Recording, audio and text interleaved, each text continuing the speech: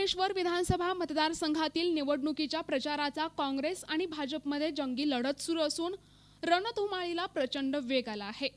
या निवडणुकीत आपले भाग्य आजमावण्यासाठी काही राजकीय बीजेपी, काँग्रेस आणि इतर पक्षाचे अपक्ष असे एकूण 18 उमेदवार येथील निवडणुकीच्या रिंगणात चक्क उतरले आहेत।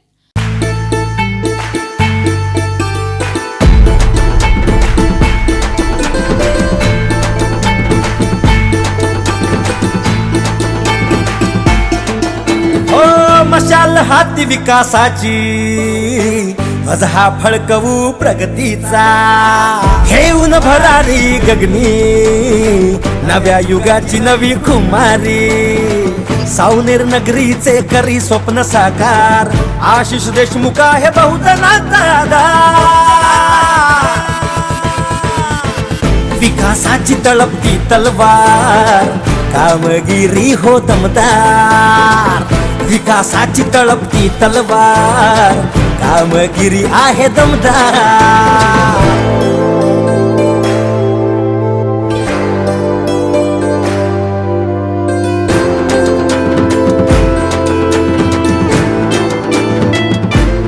हो हो विकासाचा घेऊन बसा, आशिष दादा खंबीर उभा।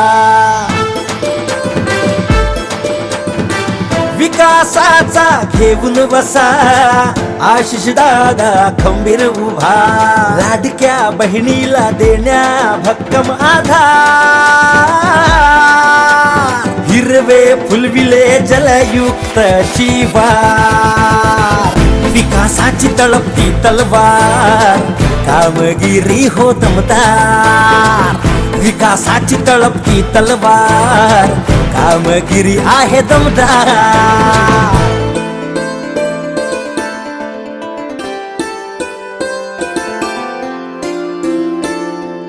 आरोग्याचे संरक्षण, बळीराजाचे रक्षण, शिक्षणाची ज्योत लाविली, कवित घेतले निराधार। हे सावनेर नगरीत करूया रामराज्य साकार, सावनेर नगरीत करूया रामराज्य साकार। विकासाची तळपती तलवार, कामगिरी हो दमदार। विकासाची तळपती तलवार, कामगिरी आहे दमदार।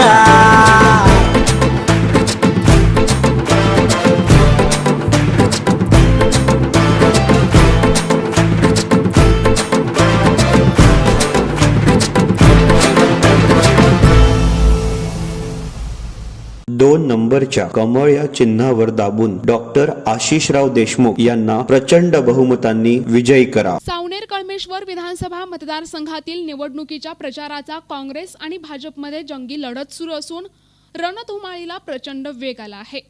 या निवडणुकीत आपले भाग्य आजमावण्यासाठी काही राजकीय बीजेपी, काँग्रेस आणि इतर पक्षाचे अपक्ष असे एकूण 18 उमेदवार येथील निवडणुकीच्या रिंगणात चक्क उतरले आहेत। यातील पहिल्या क्रमांकावर एक तडफदार युवा उमेदवार म्हणून आशिष बाबू देशमुख हे असून त्यांनी सावनेर, खापा, कळमेश्वर, मोहोपा, खापरखेडा, चनकापूर, दहेगाव, वलनी, पाटण सांगवी, डाकबंगला, पिपळा, इसापूर, वाकी, केळवद, जटामखोरा आणि इतर शहर तसेच गावोगावी कॉर्नर सभा, पदयात्रा काढून प्रचार रॅलीत आघाडी घेतली आहे। आशिष बाबू देशमुख यांनी आपल्या समर्थक आणि कार्यकर्त्यांसह केळवद सर्कलमधील हेटी, उमरी, खुर्सापार, सावळी, जटामखोरा, बिडगाव, रायबासा, रामपुरी, नरसाळा, पंढरी, जलालखेडा, खापा, नरसाळा, केळवद तसेच इतर गावांना भेटी देऊन पदयात्रेच्या माध्यमातून जनतेशी संवाद साधलाय आणि राजकारणापेक्षा समाज कल्याणासाठी मतदान करण्याचे आवाहन केले आहे। यावेळी जनतेचा देखील त्यांना प्रतिसाद मिळत आहे। आपण सर्व नागरिकांनी एक होऊन मला जास्तीत जास्त भरघोस मतांनी विजयी करावे असे आवाहन आशिष बाबू देशमुख यांनी सर्व जनतेला केले आहे। 70 वर्षामध्ये काँग्रेसनं काऊन नाही आणली लाडकी बहीण योजना? 70 वर्षामध्ये शेतकऱ्याला महिन्याचे 1000 रुपयाप्रमाणे वर्षाचे 12,000 कधी दिले का? 12,000 रुपये भेटते ना, त्याचे 1500 वर तुमचे डोळे जाते। कास्तकाराच्या खात्यामध्ये वर्षाचे 12,000 येते, आता 15,000 होणार आहे। अशा कित्येक योजना आहे। पण माझं म्हणणं आहे की महामानव डॉक्टर बाबासाहेब आंबेडकरांनी संविधान दिलं, माझ्यासारखा सामान्य कार्यकर्ता निवडणूक लढू शकते। आपल्या निशाताई खडसे निवडणूक लढू शकते, शेटेताई खडसे लढू शकते, पण त्याच महामानव डॉक्टर बाबासाहेबांच्या संविधानानुसार सुनील केदार निवडणूक लढू शकत नाही. ही किमया आहे महामानव डॉक्टर बाबासाहेब आंबेडकरांच्या संविधानाची.